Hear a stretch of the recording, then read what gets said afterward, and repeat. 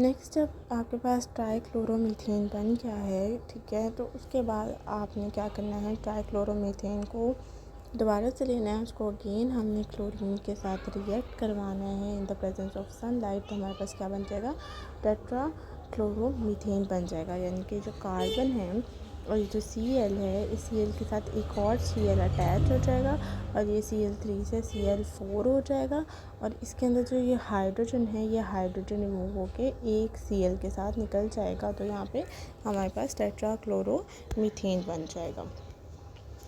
Next हमारे पास जो type थी यहाँ, जिसके साथ, जिस मेथड के साथ हम इसको रिएक्ट करवा सकते हैं, वो क्या है, कंबशन। कंबशन क्या होता है, एक ऐसा प्रोसेस जिसके अंदर अल्केन्स को हम बर्न करते हैं या हीट अप करते हैं विद ऑक्सीजन। ठीक है, यहाँ पे आपको नज़र आ रहा होगा क्या लाइन लिखी हुई है, alkanes burn in the presence of excess of air और oxygen to produce a lot of heat, carbon dioxide and water.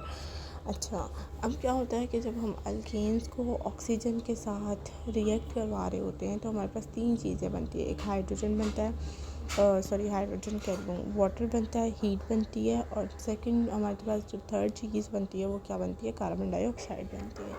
अब हमारे पास कंबशन जो है ना, बेसिकली नाम ही इस चीज़ का होता है कि जिसके अंदर हीट जो है रिलीज़ हो रही हो, या ऐसा रिएक्शन जिसके अंदर हीट प्रोड्यूस हो रही होती है, बन रही होती है, उसको हम कंबशन कहते हैं।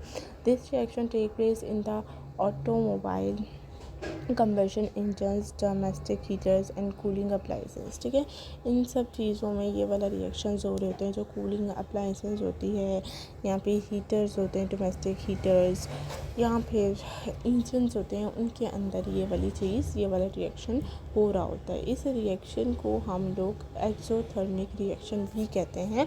एक्सोथर्मिक रिएक्शन हम क्यों कहते हैं, क्योंकि इसके अंदर हीट प्रोड्यूस हो रही होती है। तो ऐसा रिएक्शन जिसके अंदर हीट प्रोड्यूस हो रही होती है उसको हम एक्सोथर्मिक कहते हैं। एंडोथर्मिक रिएक्शन वो वाले रिएक्शंस होते हैं जिसमें हम हीट को यूज़ कर रहे होते हैं, यानी कि ऐसा रिएक्शन जिसको हम हीट दें, खुद दें, बाहर से कोई एनर्जी या हीट प्रोवाइड करें, तो उसको एंडोथर्मिक कहते हैं।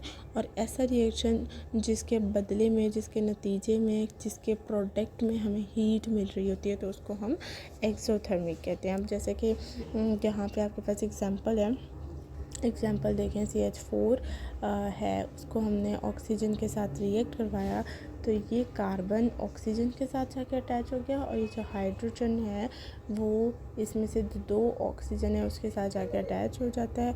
तो ये क्या बनाता है, वाटर बनाता है, साथ कार्बन डाइऑक्साइड, और साथ में हीट प्रोड्यूस करता है। ठीक है, सेकेंडली जो हमारे पास रिएक्शन है उसमें 3 मॉलिक्यूल्स हैं और 2 मॉलिक्यूल्स ऑक्सीजन के हैं। तो इसमें क्या बना दिया, इसने कार्बन मोनो बनाया है। ठीक है, देन हमारे पास 2 मॉलिक्यूल्स वाटर के हैं और हीट निकल आई है, तो इसको हम क्या कहते हैं, कंबशन रिएक्शंस कहते हैं।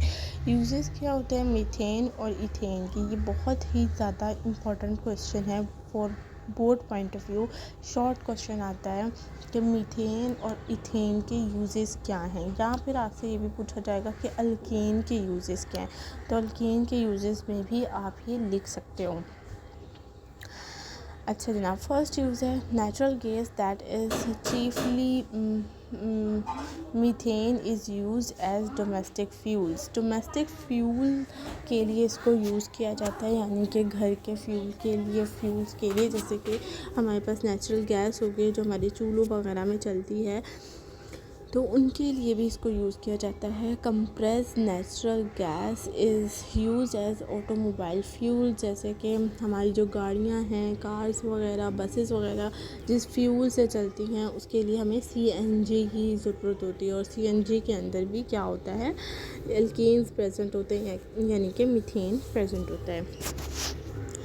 थर्ड है, these gases are use in the manufacture of chemicals such as carbon black, methyl alcohol, ethyl alcohol, chloroform, carbon tetrachloride, formaldehydes and acetaldehydes. इन सब केमिकल्स को बनाने के लिए हमें किस चीज़ की ज़रूरत होती है, मीथेन और इथेन की ज़रूरत होती है। हमारे पास मीथेन और इथेन होगा तभी हम ये वाली चीज़ें भी प्रोड्यूस कर सकते हैं। These chemicals are usually in daily life, use in daily life. ठीक है, ये जितने जितने भी ऊपर आपको methyl alcohol, ethyl alcohol, chloroform, carbon tetrachloride, formaldehydes और एसिटिल्डिहाइड, ये वाली चीज़ें हम जो हैं वो घरों में डेली लाइफ में यूज़ करते हैं। Such as carbon black is use in the manufacture of shoe polish. ठीक है, जैसे कि उसने बताया कि कार्बन ब्लैक जो है वो हम शूज़ पॉलिश के तौर पर यूज़ करते हैं, प्रिंटर्स की इंक के लिए यूज़ करते हैं, and as a filler in rubber industries, और rubber industries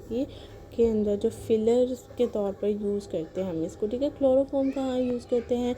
solvent for rubber के लिए जो सॉल्वेंट होता है उसके तौर पे हम इसको यूज़ करते हैं, वैक्स वगैरह के लिए यूज़ करते हैं। ठीक है, इसके बाद कार्बन